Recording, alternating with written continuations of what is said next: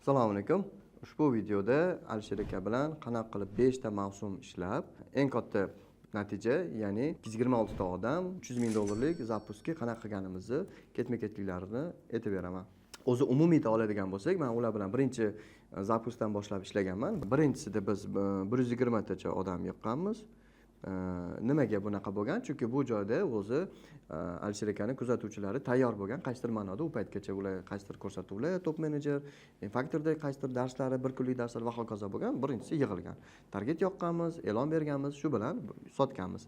Ikkinchi, uchinchi dasturlarda men bo'lmaganman, qaysidir sabablarga ko'ra, chunki ular o'zlari aytishgan, biz o'zimiz sinab ko'ramiz deyishgan va bu dasturlardagi natijalar tushib ketgandan keyin bir joyda ko'rishib qolganmiz va ular qaytadan meni taklif qilganlar va shunda dastur 4 dan boshlab keyin yana ishlashni boshlaganmiz.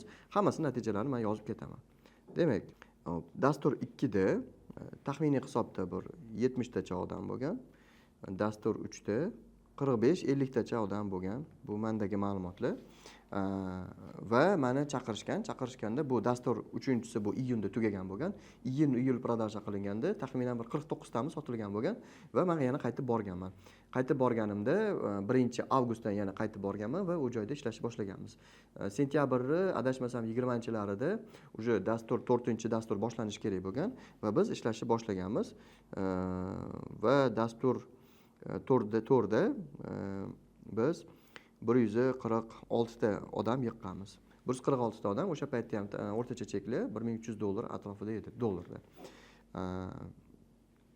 Va bundan keyin dastur 5 5-dastur. 5-dasturda biz 169 ta odam bilan yopganmiz. Ya'ni bu o'sib boruvchi, tushunishinglar uchun sentyabr, oktyabr bizda dastur 4 bo'lgan, dastur 5 bu уже noyabr, dekabr, ya'ni oxirgi orada ozgina vaqt bo'lgan xolos, sразу keyingisini qo'yganmiz.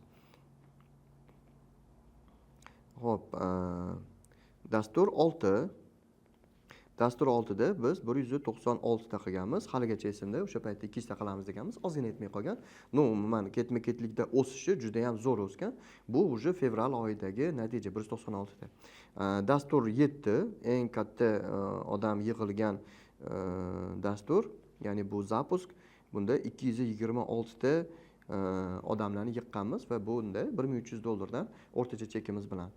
Mana shu holatda ketma-ketlikda bo'lgan. Men o'zim ishlagan demak dasturlar 5 ta dasturda qatnashganman va ikkinchi dasturdan 24 tasini men уже yig'ib ketganman. Ketishimdan oldin bu prodaja boshlangan bo'lgan va mana qismini ham men уже ketishimdan oldin 24 ta haligacha esimda, chunki o'zimizning natijaga bog'liq bo'lgan KPI'lar bor edi, shu narsani olib ketganman. Shu ketma-ketlikda bizda nima bo'lgan? Natijalar bo'lgan. 226 ta eng kattasi.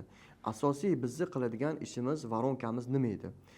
Birinchi varonka, bizda birinchi qiladigan ishimiz, bizda doim tayyor videolar bo'lgan. Bu qaysidir vebinarlarni yozib olingan videolari bo'lgan va bu videolarni biz yopiq holatga o'tkazib qo'ygan edik.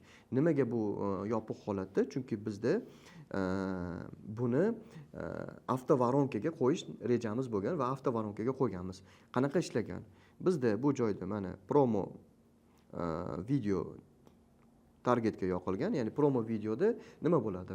Mana shu joyda xodimlarni boshqarish bo'yicha sizga bepul dars beriladi.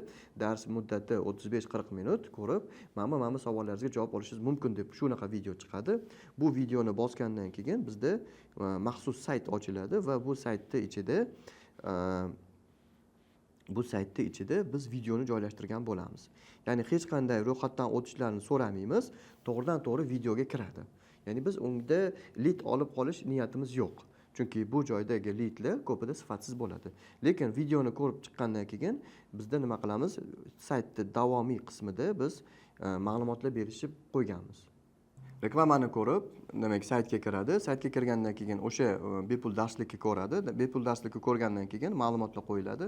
Bu ma'lumotlar nimaga? Bepul darslikka ko'rdingiz. Bunda mana narsalarni tushuntirdik.